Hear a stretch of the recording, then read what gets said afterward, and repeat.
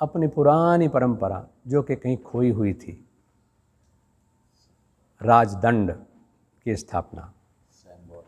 क्योंकि मुझे ध्यान है जब हम छोटे से हुआ करते थे तो उस समय में जो शासन का प्रतिनिधि आता था, जिसको उस समय जिलाधिकारी कहा जाता था, तो जिलाधिकारी आते थे तो उनके साथ जो उनके अर्दली होते थे, उनके सहयोगी होते थे, तो वो उनका राजदंड साथ में लेकर के चलते थे।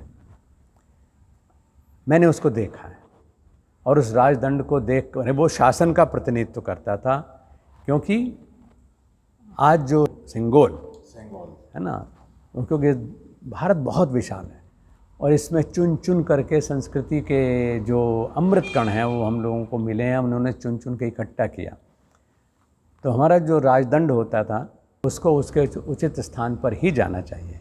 और आज वो सेंगोल हमारे अपने संसद भवन में, जिसमें हमारी सोच, हमारी इंजीनियरिंग, हमारी प्रगति, हमारा सहयोग भाव सब मिल कर के जिससे वो बना है संसद भवन, तो अपने द्वारा संसद बनाए गए संसद भवन में उसको भी वहाँ पर स्थापित करने का गौरव हमारा देश का सरकार, प्रधानमंत्री जी और जो लोग भी जिम्मेदार हैं वो उसको कर रहे हैं।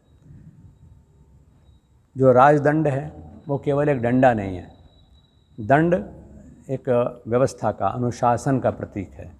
और इसीलिए जो भारत का राजदंड है जो चला आ रहा था और आज उसकी स्थापना संसद भवन में हो रही है, उसके ऊपर ही नंदी विराजमान है जो कि शक्ति के प्रतीक हैं।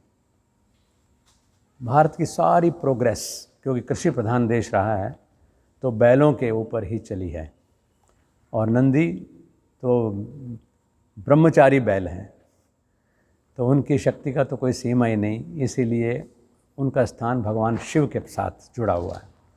तो नंदी यानी शक्ति और दूसरी चीज़ लक्ष्मी यानी समृद्धि। शासन की व्यवस्था लचर हाथों से और लचर साधनों से नहीं चला करती। तो वो चीज़ हमारे सामने प्रतीक रूप में जब संसद में रहेगी कि हमारे पास शक्ति भी है और हमारे पास लक्ष्मी यानी सामर्थ्य भी है,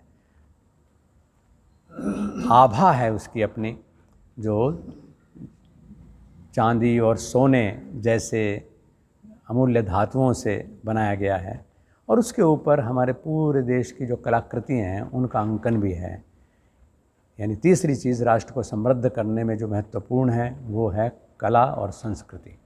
तो हमारा राजदंड शक्ति का प्रतीक, समृद्धि का प्रतीक लक्ष्मी की वजह से, और कला यानी जो आनंद देने वाले साधन हैं उनसे समृद्ध है, उनसे उनका रिप्रेजेंटेशन करता है। तो आज उसकी भी स्थापना होने जा रही है। तो वहाँ पर हमारे देश के प्रधानमंत्री जी, क्योंकि वो हमारे प्रतिनिधि हैं, वो इस कार्य को करेंगे, शासन के प्रतिनिधि करेंगे, अनेक धर्म गुरु करेंगे। कोई ज़रूरी नहीं है कि हम भी वहाँ जा कर के भीड़ बढ़ाएं। हम इस कार्य को यहाँ से भाव तरंगों के द्वारा, क्योंकि योगियों की तो भाव तरंगें काम करती हैं, तो ये पूरा जो भारत योग साधक परिवार है मोक्षायतन योग संस्थान का, वो भाव तरंगों से अपने प्रजातंत्र के मंदिर संसद भवन में, आज नए संसद भवन में जो हमारा है वो हमारे द्वारा बनाया हुआ है, तो उसमें प्रवेश करेंगे। उस अवसर पर पहली चीज़ है रक्षा विधान, और रक्षा विधान के साथ ही, क्योंकि आप नित्य यज्ञ भी करते हैं तब भी रक्षा विधान पढ़ते हैं, कि जिसमें यानी ये वो संसद हो जिसमें अब दोबारा कभी कोई हमला ना हो बाहर का, हम हर तरफ से रक्षित हों, नेगेटिविटीज़ से रक्षित हों, नकारात्मक सोच से रक्षित हों, शत्रुओं से, दुरभिसंधियों से रक्षित हों, अज्ञानता से रक्षित हों, यानी उस तरफ से हम पूरी तरह से सुरक्षित हों, इस तरह का भाव लेकर के रक्षा विधान करते हैं। रक्षा विधान 10 दिशाओं में रक्षा का विधान है। सभी साधक इसको बोल लेंगे एक बार और उसके बाद यज्ञ शुरू हो जाएगा। अक्षत।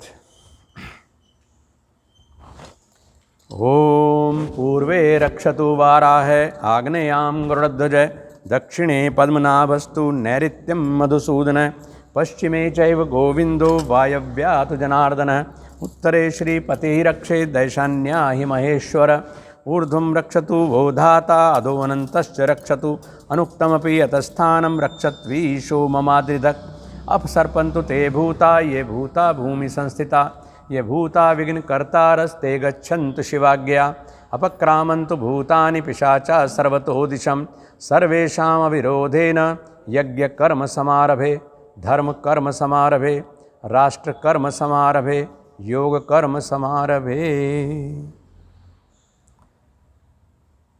ऐसा होने के बाद हम ये कहने के अधिकारी होते हैं कि योगस्थक कुरु कर्माणि संगम त्यक्त्वा धनंजय।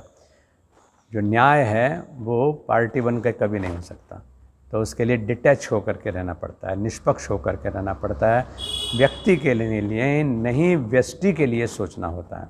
और ये यज्ञ व्यक्ति से ऊपर होकर के व्यष्टि के लिए सोचने का, पुरुषार्थ करने का सुंदरतम रूप है, जिसके माध्यम से आज हम पूरे राष्ट्र के लिए और उसके माध्यम से मानवता के, विश्व के कल्याण के लिए काम